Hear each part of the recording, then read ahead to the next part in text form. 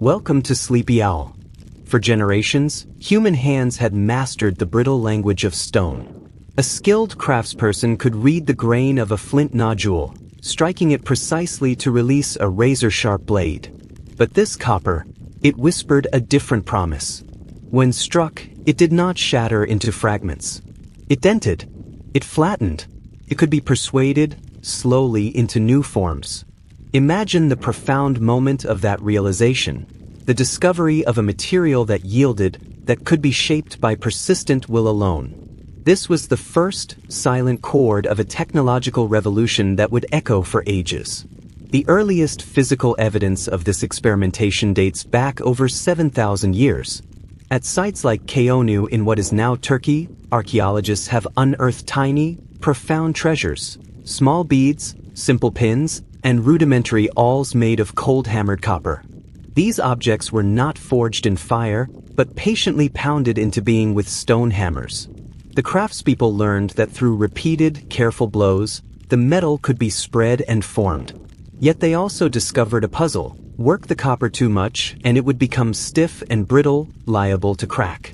The solution, they would gradually learn, lay not in their hands alone, but in the elemental power of flame. By heating the metal, they could restore its malleability, a process we now call annealing. This was perhaps humanity's first conscious dialogue with the properties of metal, a conversation of observation, trial, and quiet revelation. These early metallurgists were not working in isolation. They were part of communities already undergoing deep change. Consider the settlement of Catalhoyuk, a sprawling Neolithic town occupied for centuries.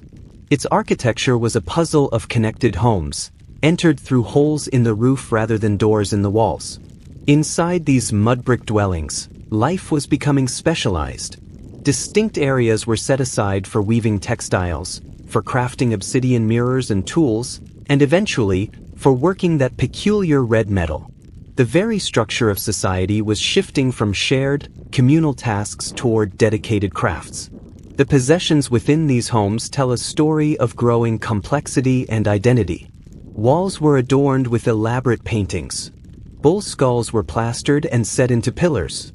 Burial practices became more intricate.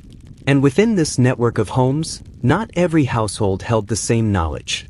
The tools for working copper, the specialized hammers, the anvils, are found only in certain dwellings. This suggests a powerful new idea: control. It appears that specific families or lineages began to guard the secrets of this new craft, controlling both access to the rare raw material and the technical skill needed to transform it. Knowledge itself was becoming a form of wealth and power. But what drove this innovation? Why turn from proven stone to a difficult, unfamiliar metal? The answer lies in the very climate of the era. Between 5500 and 4500 BC, the world grew colder. Scientific data from ice cores and lake sediments reveals a pronounced temperature drop around 5200 BC, an event climatologists call the 5.2 kiloyear event. Growing seasons shortened. Resources became less reliable. In such times of pressure, the search for advantage intensifies. Communities needed more efficient ways to process hides, to cut fibrous plants, to work wood. While a stone blade was sharp, it could fracture in an instant. A copper blade, though softer, could be resharpened and reused. A copper awl was more durable than one made of bone. The metal's malleability meant a single tool could be repurposed, repaired, and recycled. In an uncertain world, durability and adaptability became paramount. The value of copper was not merely in its novelty, but in its resilience. Can you imagine the reassurance such a tool might bring in a time of scarcity? Thus, the stage was set. A unique material had been discovered. The basic techniques to shape it were being mastered. Social structures were evolving to protect this new knowledge. And environmental pressures were creating an urgent need for better technology. All the elements were in place for copper to cease being a curiosity and begin its journey as a cornerstone of human civilization. But how would this soft metal travel from isolated highland villages to become a commodity desired across continents? The answer lies in the birth of something vast, a network of trade, connection, and ambition that would weave together distant worlds. The copper from the highlands did not stay hidden in the workshops of Anatolia. Its very scarcity became the engine for connection. As knowledge of its utility spread, settlements far from the geological luck of surface deposits faced a simple, driving question: how do we acquire it? The answer forged the first long-distance trade networks of the Metal Age, transforming local curiosity into a continental commodity. This quest for the red metal created maps of desire etched not on parchment, but in the movement of people and goods. In the Balkans, the evidence emerges from deep within the earth. At a place like Ai Bunar in modern Bulgaria, one of Europe's earliest known copper mines, the stone tells a story of organized effort. By 5000 BC, miners were digging shafts more than 10 meters deep into the hillside. This was no casual surface scavenging. It was a coordinated enterprise. Timber beams supported the tunnels against collapse. Fire setting, heating rock with fire then dousing it with water to make it fracture, was likely used to break the stubborn or free. This required planning, a division of labor, and a shared purpose. It was an industry in its infancy. The raw copper from these mines began to flow along emerging routes. But trade requires more than just trails. It requires trust and consistency. Across the region, archaeologists begin to find the first standardized weights, carefully shaped stones of precise mass. Their appearance is a quiet revolution in human interaction. It signals that exchange had become regular enough, valuable enough, to need a common language of measurement. No longer was trade purely barter based on immediate, perceived value. Now, a unit of copper could have an agreed-upon worth, measurable and consistent from one community to the next. And the objects themselves became passports. Distinct regional styles of copper tools and ornaments emerged. A pin from the Balkans had a different shape than one from Anatolia. These were not just tools, they were identities cast in metal. As they traveled, they carried with them the signature of their homeland, advertising both the skill of their makers and the far-reaching connections of their bearers. Could a simple axe be both a practical tool and a symbol of a vast, interconnected world? In the Copper Age, it certainly was. This flow of metal and ideas catalyzed something profound in human society: the visible, dramatic accumulation of wealth and the social divisions that come with it. Nowhere is this clearer than on the windswept shores of the Black Sea, at a place called Varna. Here, around 4600 BC, a cemetery was established that would provide one of archaeology's most stunning revelations. The Varna necropolis is a mirror held up to a society being transformed by metal. Among the hundreds of graves, one stands apart, Grave 43. Within it lay the remains of a single man. But it was not his bones that told his story, it was his companions in the afterlife. He was buried with over 990 objects of pure gold, weighing more than 3 pounds. There were beads, rings, appliques for clothing, and a spectacular scepter. But crucially, alongside this breathtaking gold, lay copper tools and weapons, including a mighty axe with a handle sheathed in gold. The message was unmistakable. Wealth was now concentrated, and it was intrinsically linked to control over metal. The cemetery paints a stark picture of hierarchy. A few graves, like that of the man in Grave 43, are overflowing with metallic wealth, copper, gold, and imported treasures. Many more contain only simple pottery or nothing at all. And intriguingly, there are cenotaphs, symbolic, empty graves filled with rich offerings. These suggest that status had become so powerful, so attached to certain individuals or families, that it could be commemorated ritually even in their physical absence. Power was becoming an abstract concept, separate from the individual body. The technological leap displayed at Varna is as significant as the social one. The copper axes are no longer just hammered. They show signs of being cast, melted, and poured into molds. This is a monumental advance. It requires achieving and controlling much higher temperatures, designing and crafting molds, and understanding the flow of liquid metal. It represents a shift from simply shaping metal to truly transforming it. The gold work, too, shows astonishing skill, delicate filigree, soldered components, and an understanding of alloys. These were not amateur smiths. They were master artisans, their knowledge likely guarded and passed down within elite circles. What fueled this sudden flowering of metallurgical art and social complexity? Population was a key pressure. Across southeastern Europe and Anatolia, settlements grew larger and denser. More people required more tools, more efficient agriculture, and more complex social organization to manage resources and resolve disputes. Control over the production of metal, the new, superior material for tools and weapons, became a direct path to influence. Ambitious individuals or families could leverage this control to secure loyalty, command labor, and elevate themselves. Workshops began to occupy special places within these growing communities. At sites like Karanovo, houses were arranged around central courtyards, and metallurgical activities often took place in these shared, yet strategically important, spaces. The craft was moving from the private household to the community heart, signifying its central role in the social and economic life of the people.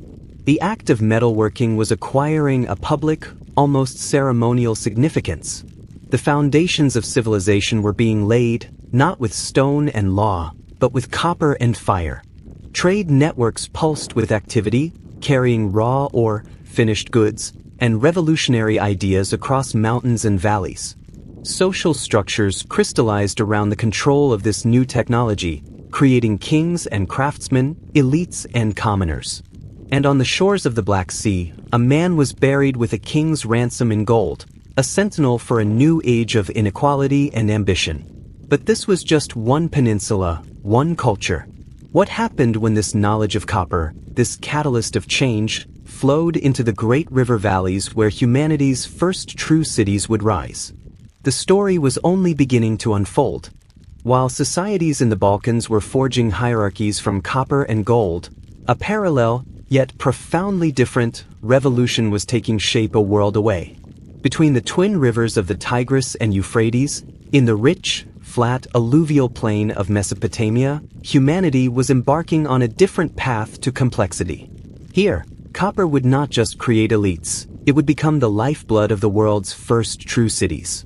The environment here presented a stark contrast to the highlands and forests of Europe. Mesopotamia was a land of sun-baked mud, seasonal floods, and no native metal deposits whatsoever.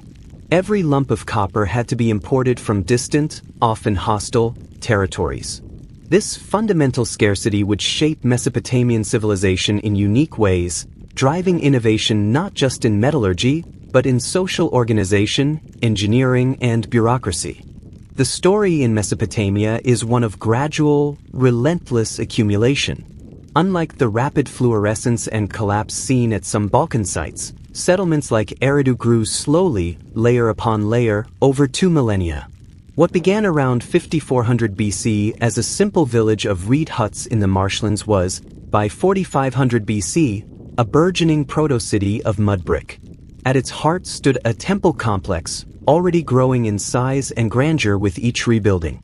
And nestled near these sacred precincts were workshops where the art of copper was practiced. This spatial relationship, metalworking beside the temple, is the first clue to the Mesopotamian model. Here, technological innovation was not solely in the hands of wealthy families. It was increasingly under the stewardship of religious institutions. The temple became the engine of progress. It coordinated labor, stored surplus grain, and managed the long-distance trade needed to bring copper from Anatolia or the Zagros Mountains. The priests were not just spiritual leaders. They were the ancient world's first project managers and economic planners. The need to feed growing urban populations in this arid landscape led to the other great Mesopotamian innovation, large-scale irrigation. Canals were dug to tame the river's floods and bring water to fields year-round. This was engineering on an unprecedented scale, requiring thousands of people to dig, maintain, and manage the water's fair distribution. The organizational challenge was immense. Who would decide which fields received water and when? How would labor be mobilized?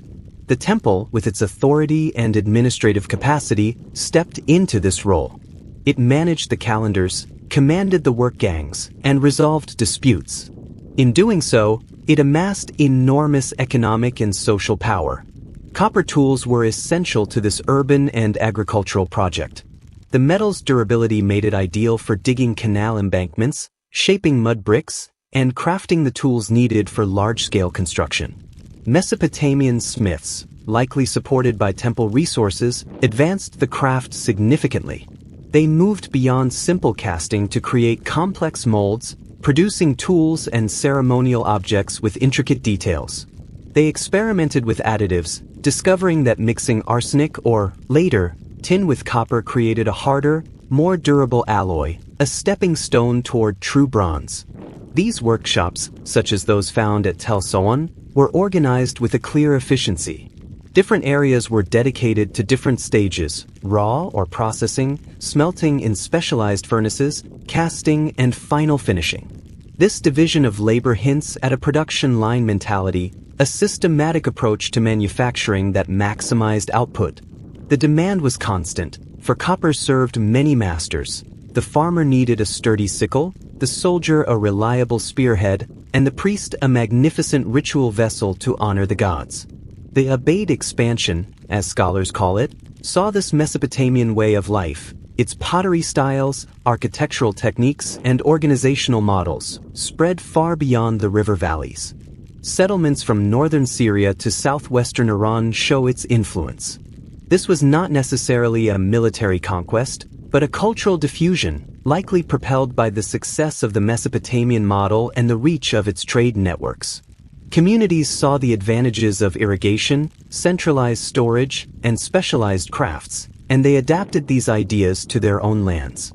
With valuable trade caravans moving across the landscape, carrying copper ingots and finished goods, a new problem emerged: security. The late Abade period provides the first clear evidence of organized warfare in Mesopotamia. Strategic settlements like Tel Soan were fortified with massive walls, complete with towers and gates. These were not village palisades. They were serious defensive architecture requiring a community-wide effort to build and maintain. Conflict was becoming institutionalized, a regular facet of competing for resources and trade dominance. Within these protected walls, the temple complexes grew ever more multifunctional. They were religious centers, administrative headquarters, economic redistribution hubs, and industrial supervisors all in one. They managed fields, rationed grain to laborers and craftsmen, and kept records of it all. While true writing was still centuries away, they developed early accounting systems using clay tokens and cylinder seals to mark ownership and authenticate transactions. The bureaucratic state was being invented out of necessity in the shadow of the ziggurat. And as in Europe, social stratification became clearly visible. Cemeteries from the period show striking differences in wealth. Some graves hold only a simple pot. Others contain dozens of copper objects, imported stones, and other luxuries. Control over trade, craft production, or temple administration could make a family extraordinarily powerful. Copper, once a practical novelty, was now a key currency in the economy of status. A fine copper weapon or vessel was a symbol of one's place in a newly complex world. So, two contrasting models emerged from the Copper Age. In the Balkans, metal wealth led to spectacular displays of personal power and social inequality, centered on charismatic individuals and their lineages. In Mesopotamia, metal was channeled through central institutions, the temples, fueling a collaborative, if hierarchical, project of urban and agricultural growth. One asked, "What can metal do for me and my family?"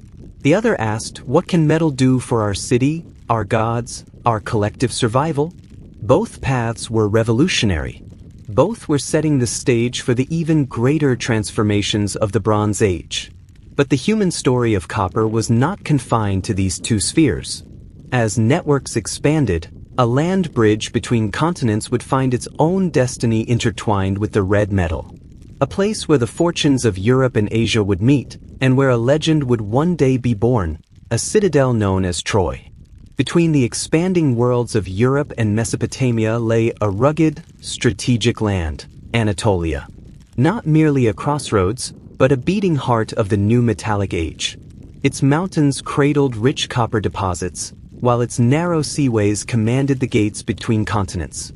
Here, commerce and craftsmanship would fuse to create a different kind of power, one built on trade, adaptation, and formidable walls.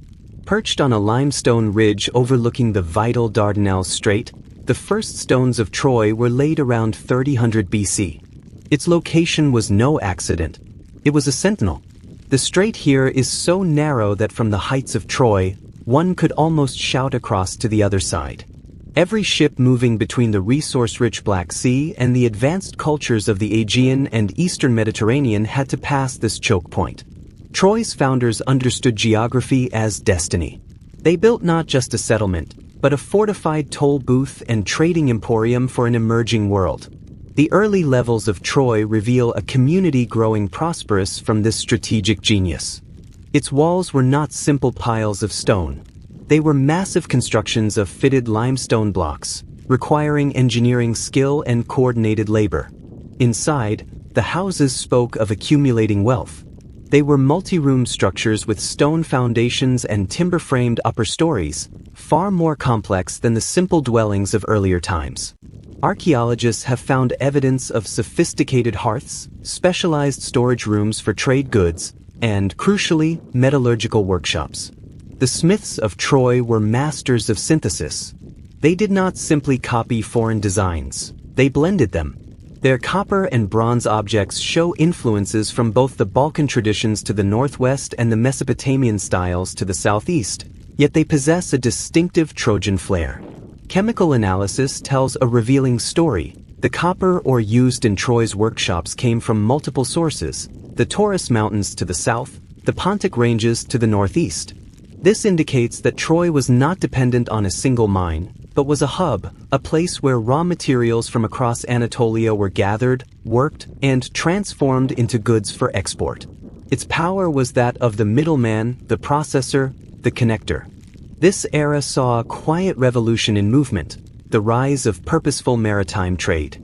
The wooden vessels of the time, perhaps 15 to 20 meters long, began to ply the eastern Mediterranean with new regularity. They were the semi-trucks of antiquity, carrying copper ingots, finished tools, pottery, and luxury items. But sailing these seas demanded more than just boats. It required knowledge. Navigators learned to read the stars, the winds, and the silhouettes of coastlines. Coastal communities built networks of signal fires and raised stone landmarks to guide these precious cargoes through treacherous passages. The sea was no longer a barrier, it was becoming a highway. Ports transformed to meet this new reality.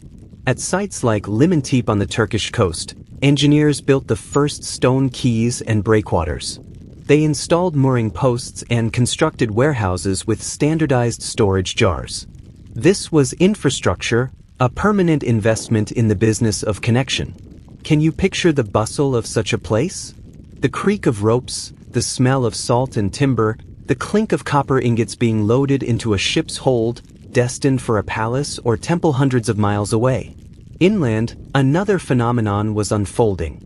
At places like Arslantip in eastern Anatolia, archaeology reveals a leap in social organization. Around 3350 BC, a monumental complex was constructed there, a large, central building covering over 1,000 square meters, adorned with wall paintings and carved reliefs.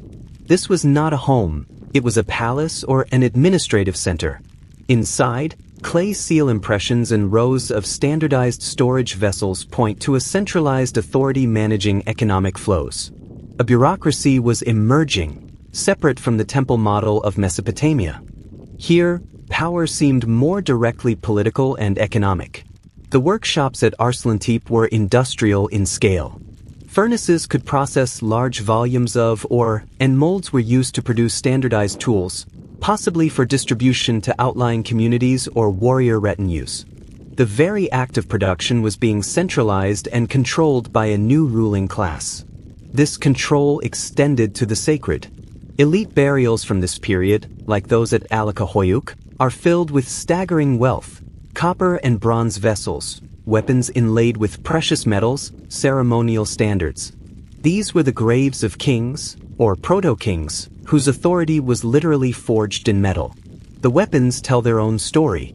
Battle axes, maces, and spear points show signs of both combat use and exquisite decoration.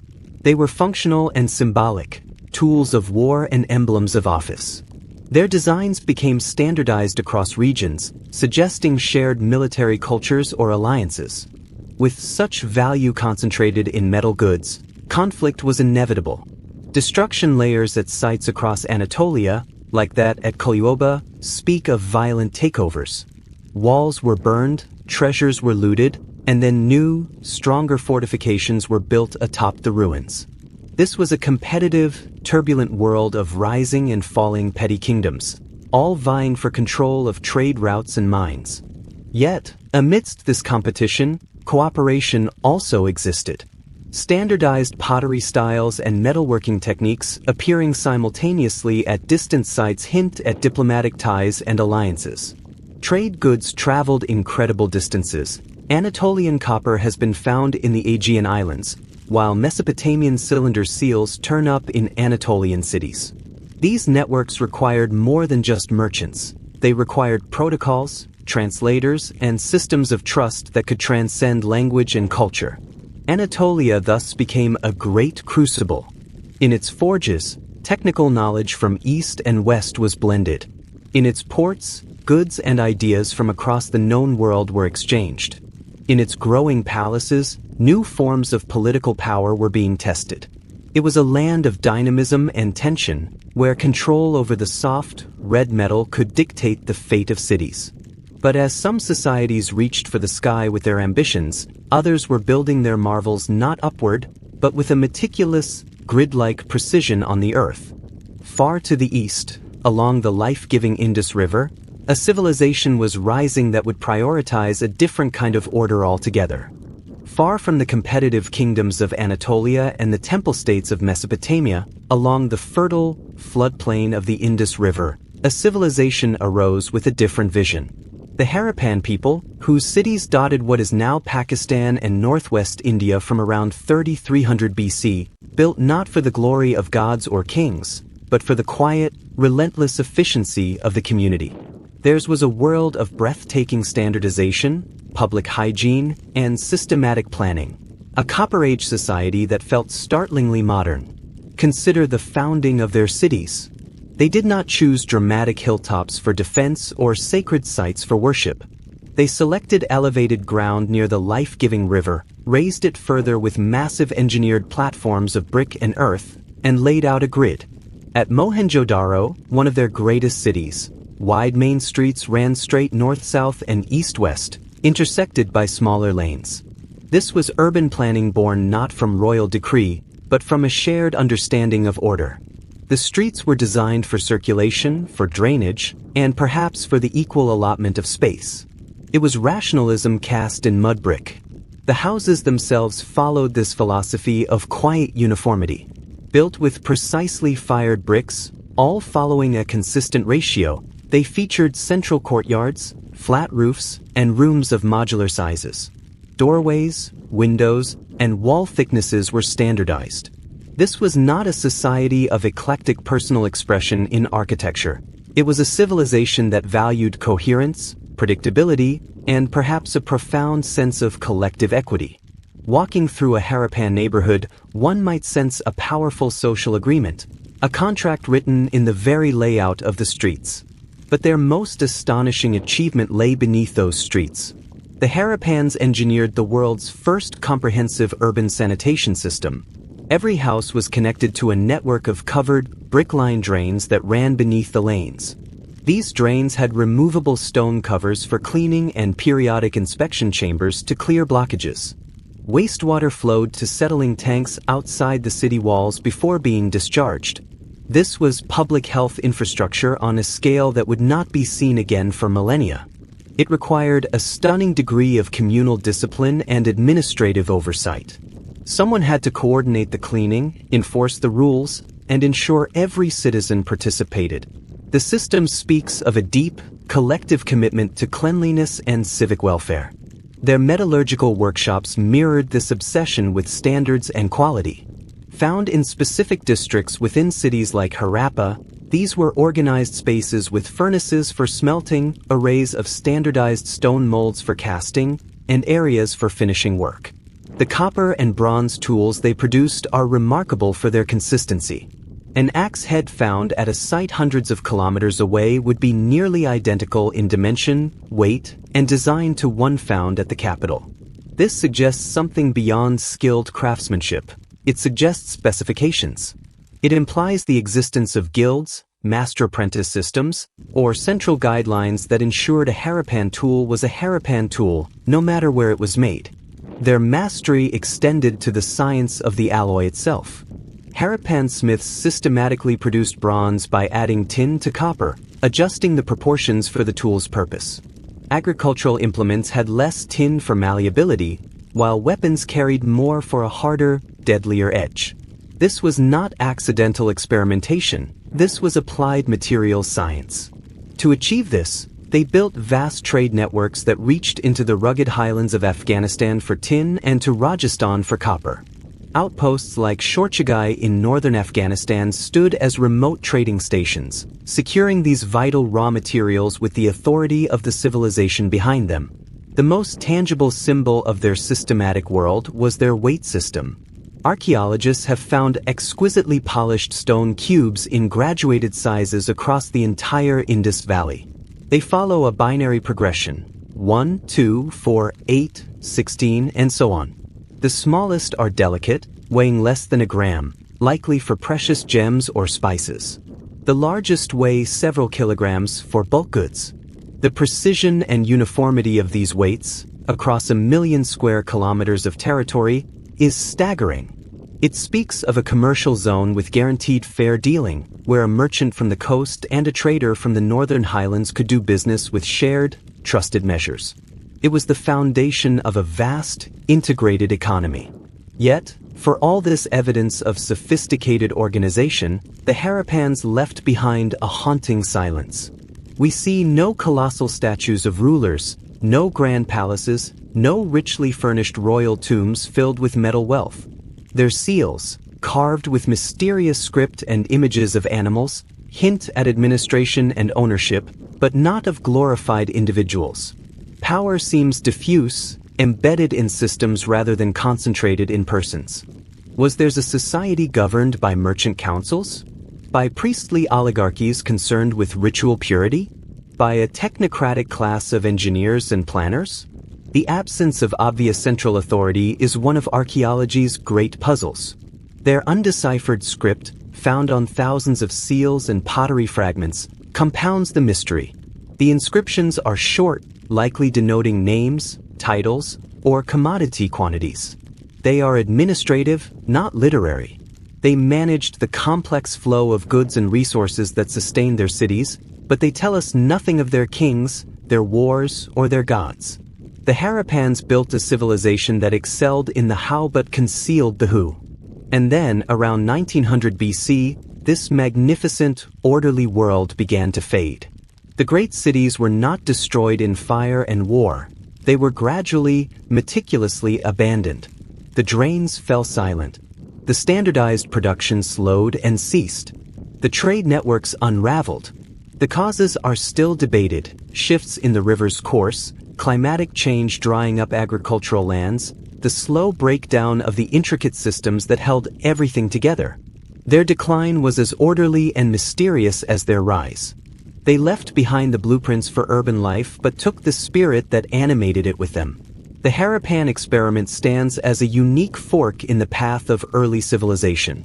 While others used copper to build pyramids of personal power, the people of the Indus used it to build a society of remarkable equity, hygiene, and systematic trust. It was a vision of what civilization could be, a shared project of collective well-being. But history, it seemed, was marching to a different, more bellicose drum. Across the vastness of Europe, the metal was already telling a new story, one carried not by merchants and planners, but by migrants, warriors, and the creators of towering stone mysteries beneath the open sky. While the Harappans perfected their grid of quiet order, the European continent was being reshaped by a force of extraordinary mobility. This was not the slow growth of cities, but a rapid, sweeping transmission of culture carried on the move.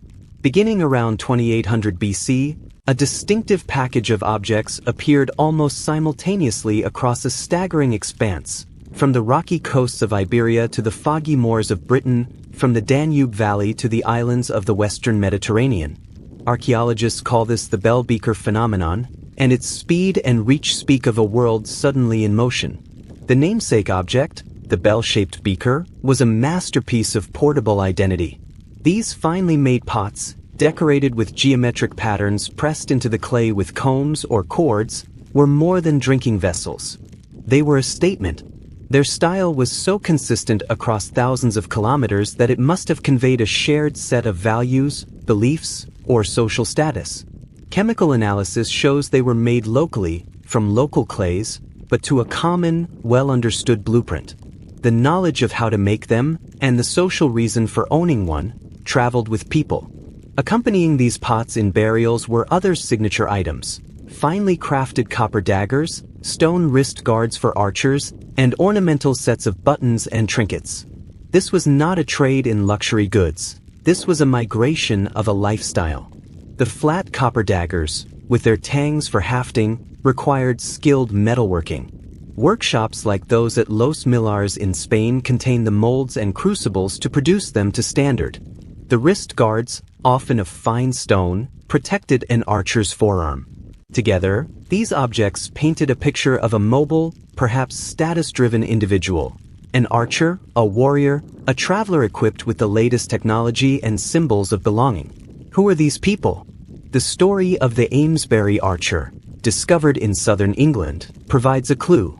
Buried around 2300 BC, this man was laid to rest with a classic bell beaker set, copper daggers, wrist guards, pottery. But isotope analysis of his teeth revealed a startling fact. He had grown up in the Alpine region of Central Europe. He had traveled hundreds of miles before his death and was buried with honors in a foreign land. His grave also contained some of the earliest gold objects found in Britain. This was no isolated trader. This was a person of high status, whose identity and value were expressed through these portable, powerful objects. His journey suggests that belonging was no longer solely about birthplace, but about the cultural kit you carried. Parallel to the bell beaker movement, another culture was spreading across Central and Northern Europe, the corded ware culture. Named for the characteristic cord-impressed decoration on their pottery, these communities occupied territories from the Rhine to the Volga. Their signature metal object was not a dagger, but a formidable shaft-hole axe. This was a technological leap. Casting an axe with a precise hole for a wooden handle required sophisticated two-part molds and careful control of the molten metal. It was a tool designed for power and impact, perhaps for clearing land, for woodworking, or for warfare.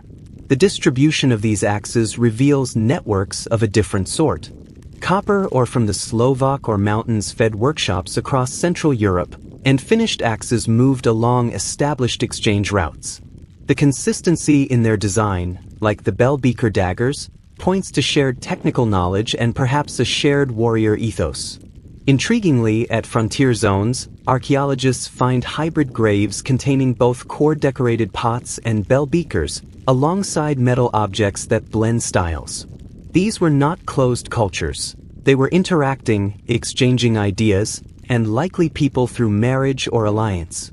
The knowledge of metal was a fluid currency, passing between groups.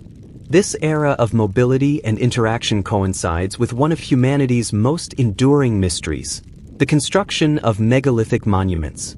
From the towering sarcens of Stonehenge on Salisbury Plain to the immense alignments of Carnac in Brittany and the chambered tomb of Newgrange in Ireland, this was an age of colossal stone ambition.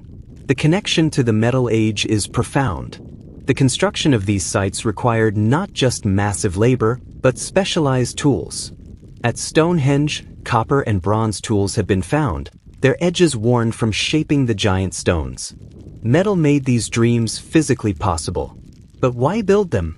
The astronomical precision baked into these structures hints at a deep, shared cosmological understanding. The entrance passage at Newgrange is aligned so that the rising sun on the winter solstice floods the inner chamber with light. This required generations of observation, planning, and a belief system important enough to command the work of thousands. The monuments themselves may have been focal points for scattered, mobile communities, like the Bell Beaker or Corded Ware groups, to gather, to reaffirm shared identities, and to connect with the cycles of the cosmos. They were anchors of meaning in a changing world. The burial practices associated with these monuments reveal the social changes metal brought. In the passage graves of Brittany, elite individuals were interred with impressive collections of copper axes, daggers, and ornaments. These goods often came from sources hundreds of kilometers away. Control over metal and the long-distance connections it implied was creating a new kind of elite. Their status was displayed not in life within city walls, but in death within tombs of stone, monuments meant to last forever. In other parts of Europe, a clearer warrior class emerged. At Remedello in Italy, cemeteries hold men buried with warrior kits, copper daggers, axes, and halberds, a fearsome hooked weapon on a pole. These tools show where from use, not just ceremony. The men who wielded them were professional fighters. Their status was earned and displayed through martial prowess, enabled by superior metal weaponry. Society was dividing not just between rich and poor, but between those who fought and those who did not. This competitive, mobile world necessitated new forms of defense. Across Europe, hill forts began to crown strategic high points. The earliest defenses at places like Maiden Castle in England involved complex earthworks, multiple ditches and rambanks designed to funnel and trap attackers. These were not villages with fences, they were fortresses requiring community-wide effort to build and defend. They speak of a time when conflict was common enough to warrant such investment, and when the copper-tipped spear and arrow were the arbiters of territory and safety. Europe was becoming a tapestry woven with long threads. The Bell Beaker traveler, the Corded Ware axe maker, the megalithic astronomer, and the hill fort warrior were all characters in the same unfolding story, a story of connections made possible by metal. But this era of expansion and interaction had a darker, sharper edge. In the high, unforgiving passes of the Alps, where copper sources lured prospectors and trade routes drew caravans, the new value of metal was about to be written not in stone, but in ice and in blood. A discovery would make the personal cost of this age chillingly clear. The high Alps have always been a keeper of secrets, preserving in their icy silence what other landscapes consume. In 1991, that silence was broken in a most profound way, offering not just an artifact, but a frozen moment from the very heart of the Copper Age. The discovery of Ötzi, the Iceman, gave a face, a wardrobe, and a tragic story to this era of transformation. His final journey, taken around 3300 BC, reveals the perils that walked alongside progress in a world being remade by metal. Ötzi was found at a breathtaking altitude of 3,210 meters on a remote pass in the Ötztal Alps. He was not a casual hiker. His equipment was that of a prepared and capable traveler, a toolkit for survival and conflict in the harsh mountains. Most significant was his copper-bladed axe. It is the oldest complete axe of its kind ever discovered. The blade, hafted onto a wood handle with leather bindings and birch tar adhesive, was a possession of immense value and technological sophistication. Chemical analysis showed the copper came from or sources in the Mitterberg region of Austria, over 200 kilometers away. This single object tells us so much. Ötzi had access to long-distance trade networks. He valued this advanced tool enough to carry it on a perilous journey, and he had the skills to maintain it. But his other equipment painted a grimmer picture. He carried an unfinished bow of yew wood, a quiver with 14 arrows, only 2 finished with flint points and feathers, and a flint dagger. This was not the kit of a peaceful shepherd. It was the equipment of someone expecting trouble, someone who had perhaps already encountered it. The unfinished bow suggests he was repairing or replacing gear after a confrontation. His provisions, grains, dried meat, and medicinal fungi indicate preparation for a long, uncertain trek away from settled valleys. Then there is the cause of his death. An arrowhead was found embedded in his left shoulder, having severed a major artery. The trajectory suggests he was shot from below and behind while climbing. He also had a deep cut on his hand, likely from a hand-to-hand struggle hours or days before. Otzi was not lost. He was pursued. He was fleeing. His death is a snapshot of homicide in the Alpine Copper Age, a stark reminder that the valuable resources and trade routes of the mountains were worth killing for. His body tells other, quieter stories. He had tattoos, small groups of lines and crosses made by rubbing charcoal into incisions. Intriguingly, these were not decorative. They were located on areas of his body that showed signs of degenerative joint pain, like his ankles and lower back. They may represent an early form of therapeutic treatment, a kind of acupuncture to manage the aches of a hard life and high-altitude travel. Even his last meal, preserved in his stomach, was revealing: einkorn wheat, traces of wild goat, and pollen from hophornbeam trees, indicating his route had taken him through lower forests shortly before his ascent into the deadly pass. Otzi's world was one of fortified tensions. Throughout the Alpine regions, settlements from this period show increasing concern with defense. At sites like Arbonbleich in Switzerland, villages built elaborate palisades and positioned themselves defensively. The mountains were not an empty wilderness. They were a contested landscape. The rich copper deposits of the Mitterberg area were being exploited with increasing intensity, with mine shafts dug deep and processing sites established. Controlling these sources meant wealth and power. Protecting the trade routes that carried the metal out of the mountains meant security. Otzi likely found himself caught in this web of competition. The evidence for systemic violence in the Alps is not limited to one frozen body. At the site of Sparnschletz in Austria, a mass grave from around the same time holds the remains of over 60 individuals, men, women, and children, who were killed in a coordinated attack on their settlement. They were struck down with axes and arrows. This was not a raid for plunder. It was a wholesale assault, suggesting territorial conquest. The Copper Age in the mountains was evolving from sporadic skirmishes into organized warfare. The weapons themselves adapted to this rugged environment. Alpine axes tended to be heavier, with longer handles, designed for powerful swings in close combat. The need for reliable, durable equipment in cold, rocky terrain pushed metallurgical innovation. So too did defensive architecture. Hill forts like that at Stilfried were built with multiple walls and gateways designed to force attackers into narrow killing zones, where defenders could use the terrain and their copper-tipped projectiles to maximum effect. What does Otzi's story tell us about the broader Copper Age? He embodies its defining paradoxes.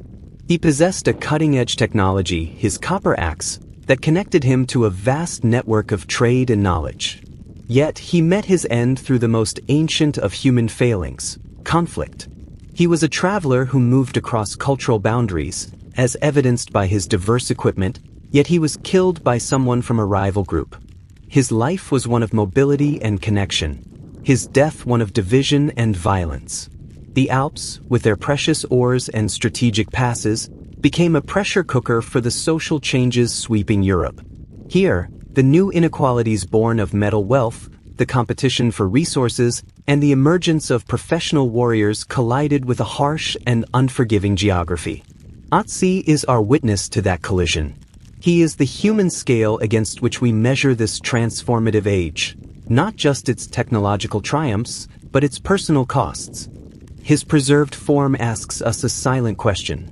As humanity grasped the power to shape metal, did it lose its grip on something else? As communities grew more complex and interconnected, did they also grow more capable of systematic violence against one another? The Icy Pass held its secret for over 5 millennia, but the story it kept was a universal one of ambition, fear, and the price of progress. And while individuals like Otzi navigated these dangers in the high mountains, other societies were reaching a spectacular, communal zenith in the sun-drenched landscapes of the south, building settlements of such scale and sophistication that they would stand as Europe's first experiment with urban life. Far from the icy peaks where Otzi met his end, in the arid, sun-scorched southeast of Iberia, the Copper Age reached a different kind of climax.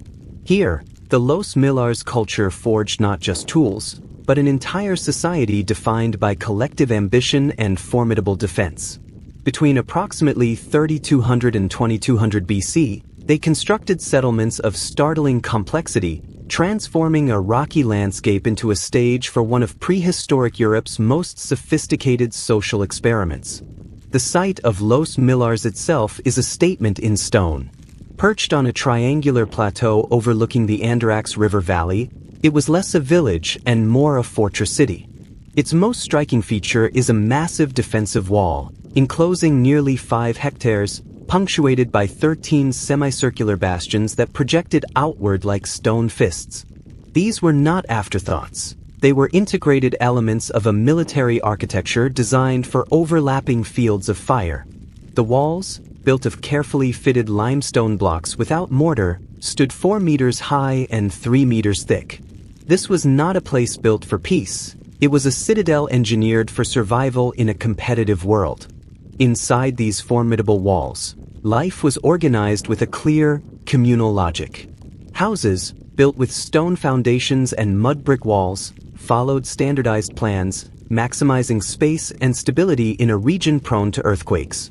The settlement was zoned. Distinct areas were dedicated to copper smelting, pottery kilns, grain storage, and residential quarters. The scale of production was industrial. Metallurgical workshops contained multiple furnaces, stone molds for casting standard tool types, and piles of slag, the stony waste from smelting, that testified to continuous, large-scale activity. The copper ore came from local sources in the Sierra Nevada and beyond, fed into this manufacturing hub. The mining operations that supplied Los Millars were feats of engineering in their own right. At nearby Cerro de la Virgen, shafts plunged more than 20 meters down, connected by horizontal galleries that chased copper veins through the rock. These were not simple pits. They featured timber shoring to prevent collapses and ventilation systems to clear deadly fumes. This was organized, dangerous work, requiring specialists. Settlements grew up around these mines, home to communities of miners and their families, creating a specialized economic zone tied directly to the fortress city. This concentration of production and wealth fostered the rise of a distinct social elite. Their status is etched in death. The Los Millars people built collective tombs, great circular chambers of masonry covered by earthen mounds, known as tholoi. These were not family plots but monuments for the community, used over generations. The richest of these tombs contained staggering assemblages, copper axes and daggers with ivory handles, intricately decorated pottery, ornaments of gold and exotic ivory, and greenstone beads from distant sources. The goods spoke of control over metal production, control over long-distance trade networks that reached across the Mediterranean to North Africa. The evidence for this North African connection is compelling. At Los Millars, archaeologists have found ostrich eggshells and ivory that could only have come from Africa. Conversely, in Morocco, sites like Tafoghalt have yielded copper artifacts with Iberian stylistic fingerprints. This was two-way trade across the Strait of Gibraltar, a maritime exchange that required not only boats but navigational knowledge and diplomatic agreements. The elites of Los Millars were not just local chieftains. They were players in a Mediterranean-wide network. Their military posture was proactive. Beyond the main citadel walls, a second, outer defensive line existed about 650 meters out, a series of small, circular fortlets guarding the approaches. This created a layered defense, an early warning system that could channel or delay attackers. Communication between these outposts and the main settlement was likely through signal fires or horn calls. The entire territory was a managed landscape of security and production. Why such an emphasis on defense? The skeletal record provides a grim answer. Burials from Los Millars show a high incidence of trauma, healed skull fractures, perifractures on forearms from blocking blows, and arrowheads embedded in bone. Violence was not exceptional. It was woven into the fabric of life. Some graves are mass burials, suggesting casualties from significant conflicts. This was a society under persistent pressure, where the wealth generated by copper was a magnet for envy and aggression. Yet, within this tense, fortified world, they achieved something remarkable. The Los Millars culture represents Europe's first large-scale experiment with a truly urban, centralized society. They managed agricultural systems with sophisticated irrigation to feed their population. They coordinated specialized labor across mining, metallurgy, and monument building. They administered complex trade relations spanning sea and desert. They did so not in the name of a single god-king, like in Mesopotamia, or for a faceless bureaucracy, like in the Indus Valley, but seemingly as a cohesive, hierarchical community focused on collective security and prosperity. Their end, around 2200 BC, is as significant as their rise. The great citadel and its satellite forts were abandoned. The Tholoi tombs were sealed. The workshops fell silent. This collapse was part of a broader pattern affecting Copper Age societies across Europe and the Mediterranean at this time. A confluence of pressures likely triggered it. Climatic shifts towards drier conditions that stressed agriculture, possible depletion of the richest surface copper ores, and the escalating costs of maintaining their fortress economy in the face of relentless competition. Los Millars stands as a powerful testament to what Copper Age societies could build when they pooled their knowledge and labor. It was a bold, perhaps fragile, vision of concentrated communal life.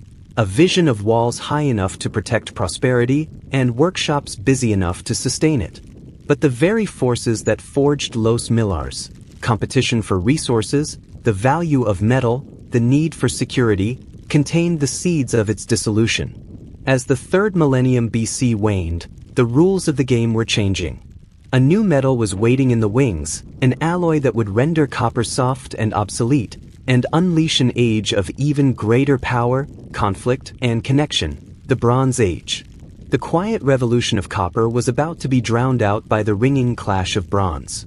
The world of pure copper was reaching its twilight. For over 2 millennia, the soft red metal had reshaped continents, but its limitations were well known to every smith. It dulled quickly, it bent under stress, it was, in the end, inherently gentle. Then, through patient experimentation across the ancient world, a discovery was made that would reset the course of history. By adding a small, crucial percentage of another metal, tin, to molten copper, craftsmen created an alloy of transformative power, bronze.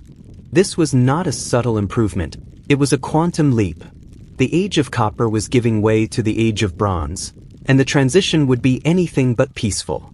The systematic production of tin bronze appears in the archaeological record around 2500 BC, in workshops from Anatolia to the Aegean. The optimal formula, roughly 1 part tin to 9 parts copper, was a magic ratio. It produced a metal that was significantly harder than copper, took a sharper and more durable edge, cast more cleanly into complex shapes, and resisted corrosion. Suddenly, the finest copper weapon seemed clumsy and weak. A bronze sword could slash through leather armor that would turn a copper blade.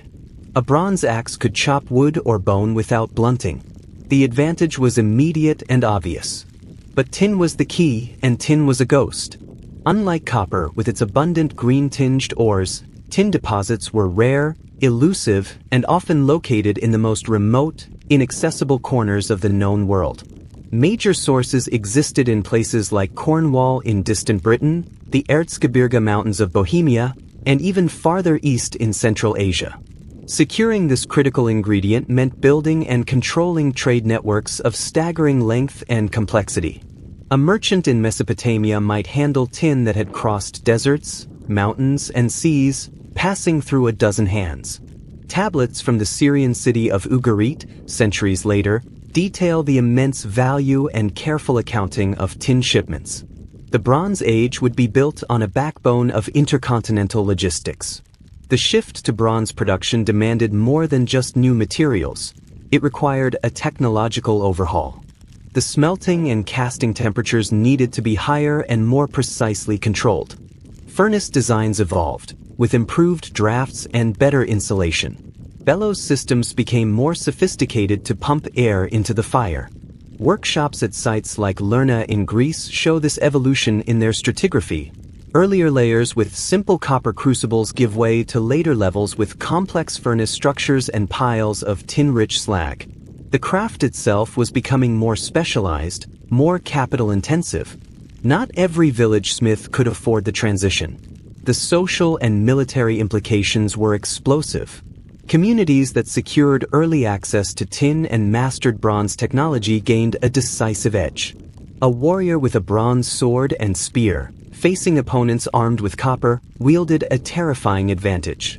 This technological disparity began to rewrite political maps.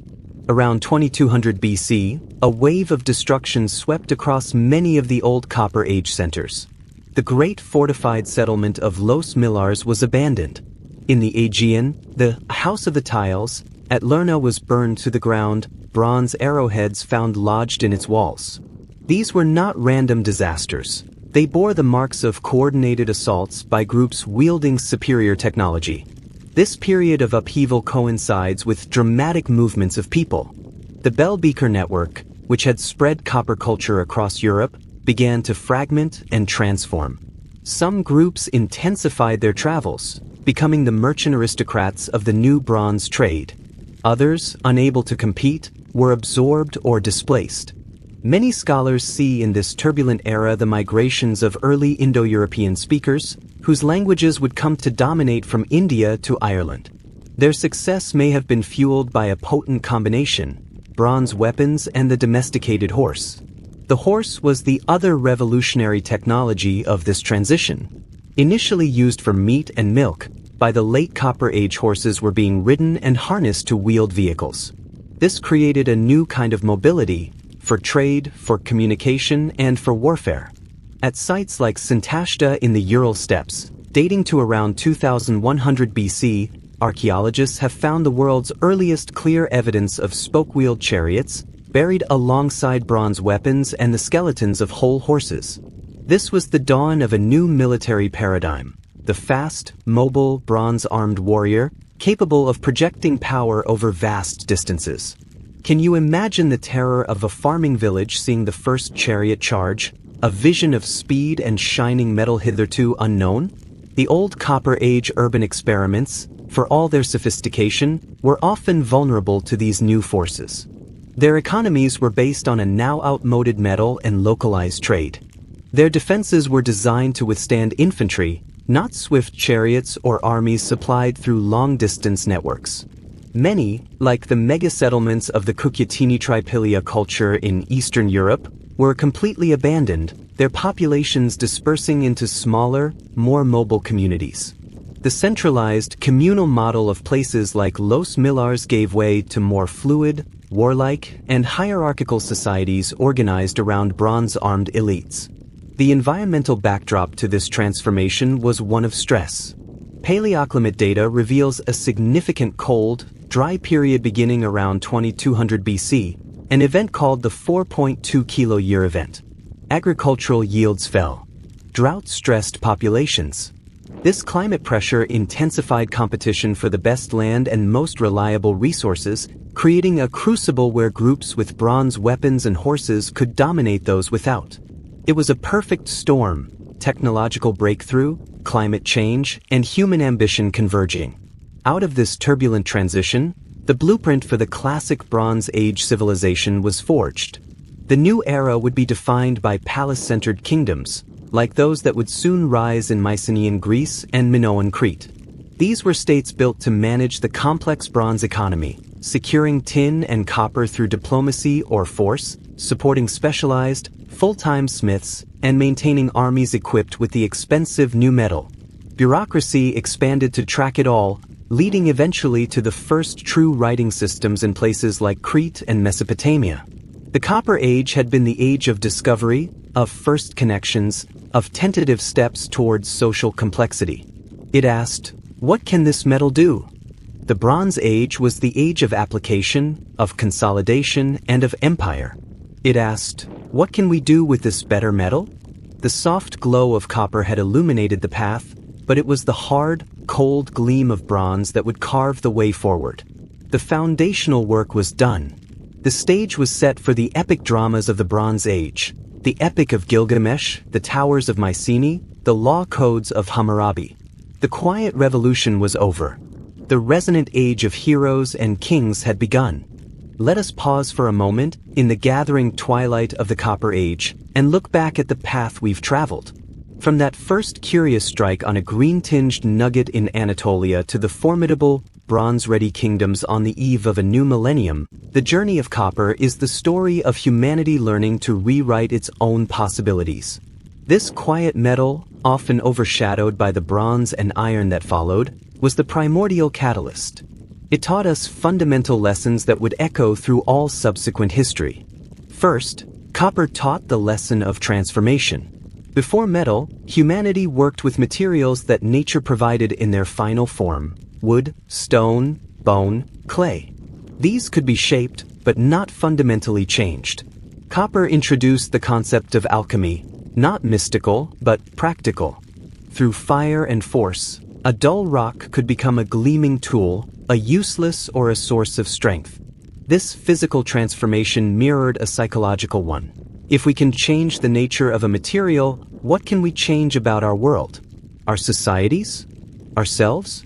The Smith's furnace became the first laboratory, where observation and experiment began to unlock the secrets of the material world. Second, it taught the lesson of connection. Copper deposits were not everywhere. This simple geological fact forced interaction. It spawned the first long-distance trade networks, weaving together regions that had previously lived in isolation. The highland miner, the lowland farmer, the coastal trader, all became threads in a new, interconnected web. With trade came exchange beyond goods. Ideas, technologies, languages, and myths traveled along the copper roads. Standardized weights and measures emerged as a grammar for this new dialogue. The world began to shrink, not through conquest, but through commerce. Third, and perhaps most profoundly, copper taught the lesson of power and its consequences. Control over this desirable resource created the first clear social hierarchies not based on age or kinship alone, but on economic control. The hordes of Varna, the fortified workshops of Arslantepe, the elite tombs of Los Millars, all scream this new reality. Metal became a medium for storing and displaying wealth, for legitimizing authority, for arming protectors and oppressors. It made social inequality tangible, permanent, and heritable. For the first time, you could literally hold power in your hand, in the form of an axe or an ingot. This concentration of wealth and means of violence was a genie let out of the bottle, one that no future civilization would ever successfully force back in. We see these lessons reflected in the diverse experiments of the age. The Mesopotamians channeled copper's power through institutions, building the temple bureaucracy to manage scarcity and fuel urban growth. The Harappans used it to build systems of phenomenal collective order and equity, a society of engineers and planners. The Europeans embraced its potential for mobility and personal status, with beaker-bearing travelers and megalith-building communities creating vast interaction spheres. Each was a different answer to the same question posed by the new technology: how shall we live together now that we have this? The transition to bronze did not invalidate these Copper Age foundations. It built upon them. The trade networks for tin were expansions of the old copper routes.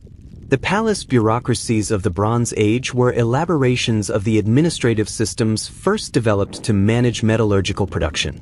The warrior elites who dominated the second millennium BC were the descendants of the bell-beaker archer and the corded ware-axe wielder.